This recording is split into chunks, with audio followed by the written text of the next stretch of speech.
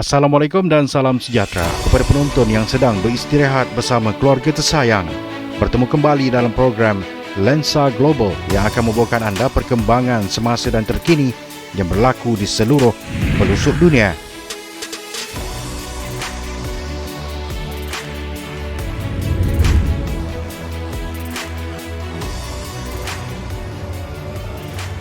Puluhan pengunjung yang sedang menonton persembahan secara langsung di Disneyland, California terkejut apabila sebuah patung naga animatronik gergasi dalam pertunjukan itu terbakar pada Ahad. Video dalam talian menunjukkan naga sepanjang 13 meter itu yang diberi nama Maleficent disambar api, namun anggota bomba pantas mengawal kebakaran.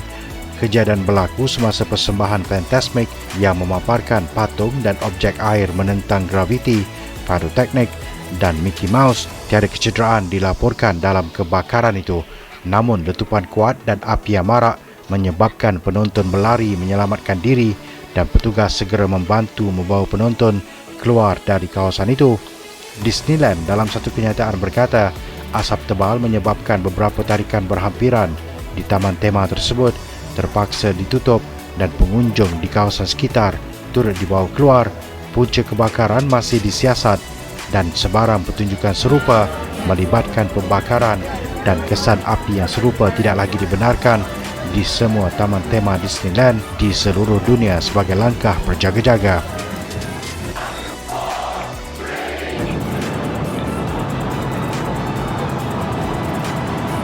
Roket gergasi SpaceX yang sedang dalam ujian pelancaran meletup selepas beberapa minit ia dilancarkan pada Khamis. Media antarabangsa melaporkan roket berkenaan telah terhempas di Teluk Mexico. Syarikat bilioner milik Elon Musk meletakkan sasaran untuk melancarkan roket Starship yang sepanjang 120 meter itu dalam satu pengembaraan mengelilingi bumi yang dilancarkan dari Texas, Amerika Syarikat yang bersempadan dengan Mexico.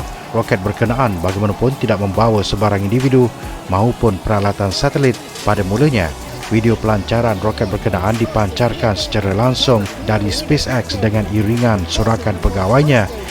Imej yang dirakam menunjukkan beberapa segmen daripada 33 enjin roket berkenaan tidak mencapai kadar pembakaran yang betul semasa ia berlepas dari tapak pelancaran.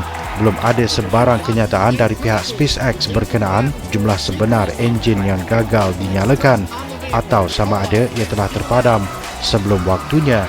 Sejurus dilancarkan, roket dengan isian bahan penggalak pembakaran itu sepatutnya terpisah dari rangka utamanya, namun ia tidak berlaku.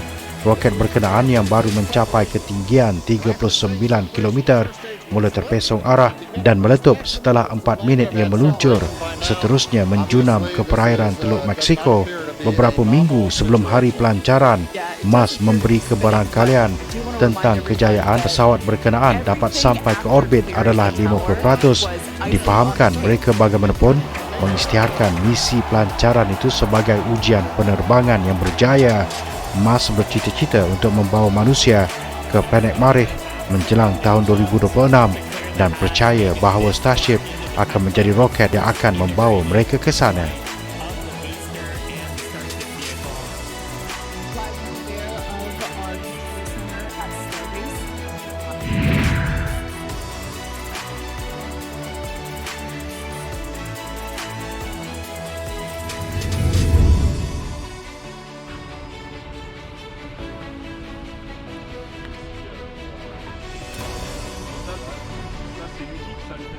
Sebuah robot varian sport yang menyerupai anjing telah diperkenalkan pada Sabtu.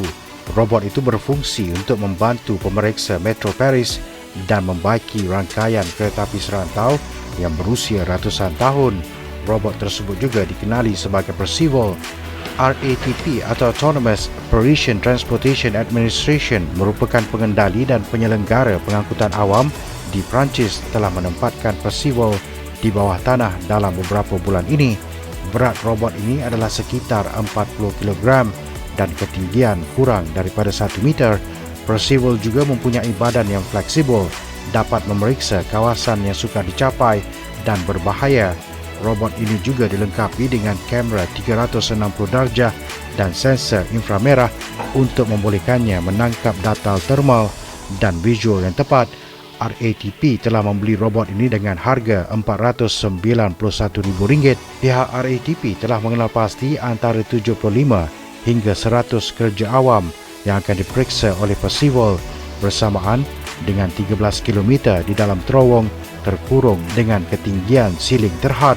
Inspektor Infrastruktur RATP William Napsagon berkata, "Kami mempunyai terminal yang membolehkan kami memvisualisasikan apa yang dilihatnya dan kemudian kami menghantarnya ke sana. Kami menghantar Percival di tempat kami untuk pergi melihat keadaan struktur di hujung terowong untuk mengelakkan kami pergi ke sana sendiri." Syarikat itu menggunakan Percival 2 kali sebulan dan merancang untuk menambah modul pengimbas laser autonomi untuk melakukan tinjauan dari semasa ke semasa. Rangkaian metro di Paris telah dibina pada tahun 1900 dan merupakan rangkaian yang terbesar di Eropah dengan mempunyai 308 stesen dan sepanjang 220 km, mengangkut 16 juta orang setiap hari. Untuk mengelakkan kegagalan pada rangkaian, pasukan penyelenggaraan perlu menganalisis keadaan keseluruhan rangkaian, termasuk beribu-ribu tempat pemeriksaan di galeri bawah tanah, terowong, subdok, jambatan dan jejambat. Tambah beliau lagi, sebelum Percival, kaki tangan yang pergi ke sana akan meletakkan risiko kesihatan yang tinggi kepada pekerja. Jadi kami sangat berterima kasih kepada Percival kerana kami boleh memantau tapak yang tidak semestinya kami pantau sebelum ini.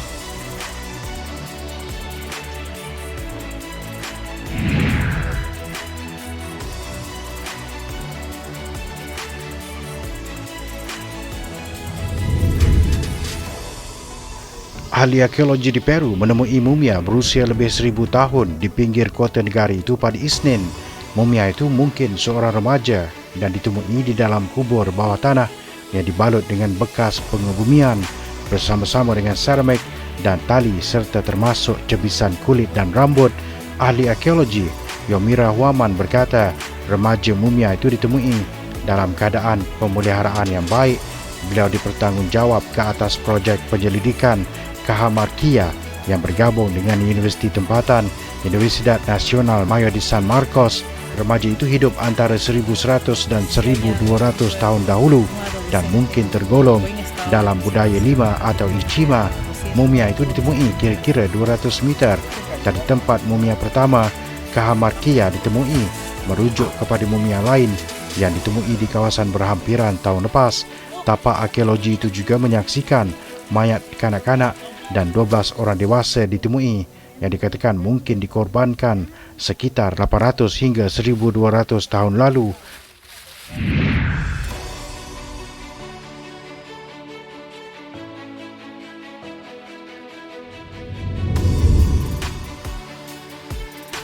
Seramai 10 anggota polis dan pemandu mereka terbunuh di wilayah Chhattisgarh, tengah India apabila kenderaan mereka terkena peranti letupan buatan sendiri. Pada Khamis, pihak polis mendakwa serangan ini dilakukan oleh pemberontak Maois.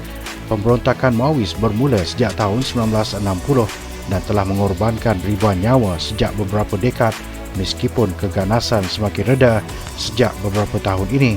Kejadian ini merupakan yang paling teruk bagi pasukan keselamatan dalam tempoh lebih 2 tahun dan mengorbankan polis simpanan yang kembali daripada misi untuk menyiasat pergerakan pemberontakan di daerah pedalaman Bantenwada. Pegawai kanan polis Chhattisgarh, Vivek Anand, berkata kepada media antarabangsa mereka sedang pulang daripada operasi apabila kejadian letupan berlaku yang disasarkan ke arah kenderaan mereka. Rakaman yang disiarkan oleh media tempatan telah menunjukkan pasukan keselamatan berada di tempat letupan yang berlaku dan sedang menyiasat bahagian kereta yang hancur akibat letupan. Ketua Menteri Chhattisgarh, Bhupesh Baghel, berkata serangan itu sangat menyedihkan dan berjanji akan menggandakan usaha bagi memerangi kumpulan pemberontakan. Ucapan takziah kepada keluarga-keluarga mangsa perjuangan ini berada di penghujung dan kami tidak akan mengasihi pemberontak serta kami akan membuat perancangan rapi untuk menghapuskan mereka.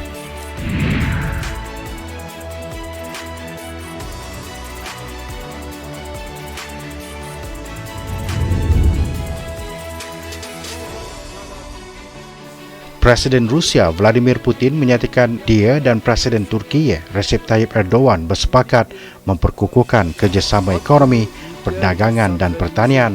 Hal ini disampaikan dalam sebuah upacara yang memperingati penghantaran bahan bakar nuklear ke loji kuasa tenaga nuklear pertama Turki pada Khamis. Loji kuasa tenaga nuklear Turki telah dibangunkan oleh Rusia. Putin mengatakan kedua negara sedang bekerjasama dalam inisiatif Erdogan untuk mengirim tepung yang diperbuat dari biji-bijian Rusia ke negara-negara yang memerlukan. Jurucakap Kremlin, Dmitry Peskov berkata, Rusia mengetahui perbualan telefon antara Presiden China Xi Jinping dan Presiden Ukraine Volodymyr Zelensky. Moskow turut mengetahui perbincangan yang terperinci antara kedua-dua presiden tersebut. Tanpa mengungkap tentang apa yang diketahui Rusia dalam perbincangan Xi Jinping dan Zelensky, Peskov menyampaikan bahawa Moskow terbuka untuk segera mengakhiri konflik di Ukraine. Kami siap menyambut apapun yang dapat mengakhiri konflik di Ukraine dan Rusia mencapai semua tujuan yang telah ditetapkannya sendiri. Media China melaporkan dalam percakapan dengan Zelensky, salah satu isu utama yang dibahas oleh Xi Jinping adalah tentang krisis Ukraine. Xi Jinping menekankan kepada Zelensky bahawa perbicaraan dan rundingan adalah satu-satunya jalan yang dapat mengakhiri peperangan. Untuk itu sekian saja Lensa Global pada minggu ini. Pastikan anda terus bersama dengan kami pada minggu hadapan waktu yang sama hanya di Bernama TV. Untuk sebarang komen dan cadangan, anda emailkan ke alamat yang tertera di skrin TV anda.